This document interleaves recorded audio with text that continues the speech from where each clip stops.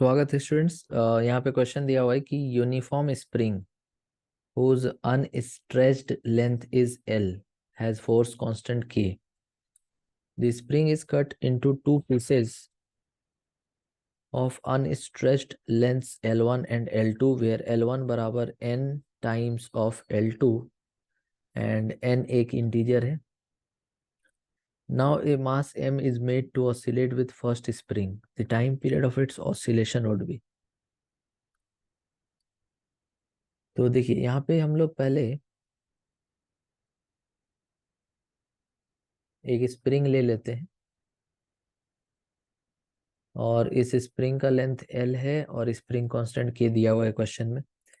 अगर हम इसको दो पार्ट में काट दें, एक का लेंथ L1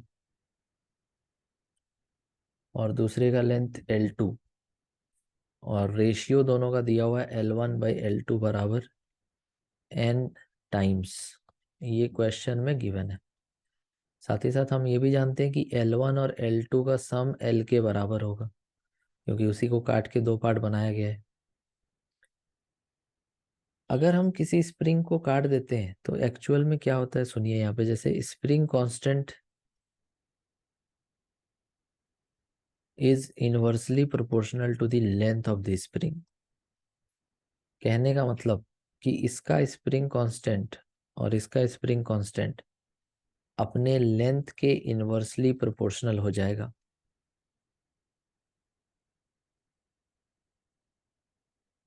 ठीक है, तो जब इनको डिवाइड करेंगे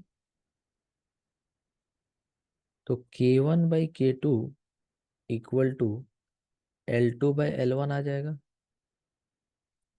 या फिर ऐसा कह सकते हैं कि L1/L2 बराबर K2/K1. तो इस इक्वेशन को लेकर के इस इक्वेशन से कंपेयर करो. तो जब दोनों इक्वेशन को हम कंपेयर करेंगे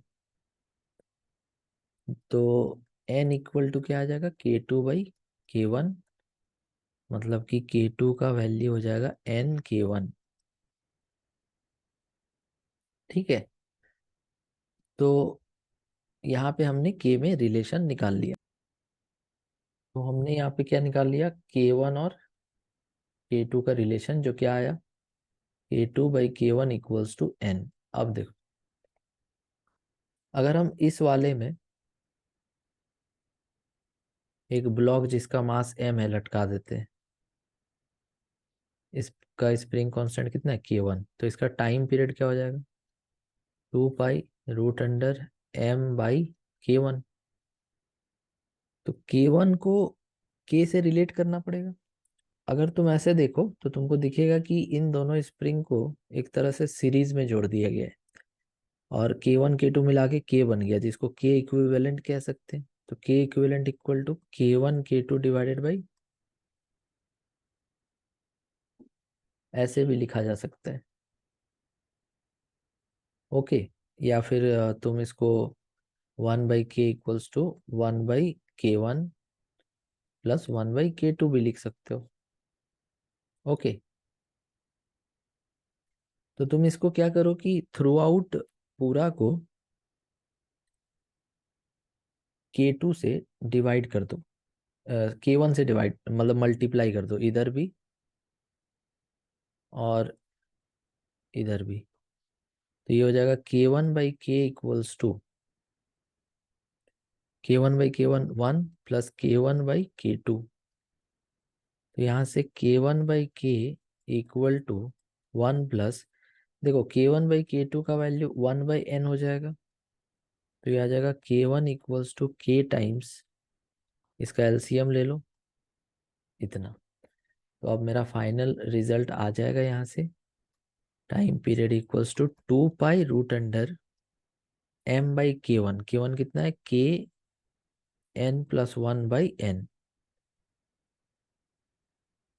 ठीक है, Kn+1/n. अब इसको कंपेयर करो तो फर्स्ट ऑप्शन यहाँ पे देखो t equals to 2π√mn/k n+1 final answer आ जाएगा. तो इस तरह से इस क्वेश्चन को बनाना था। Thank you so much for watching.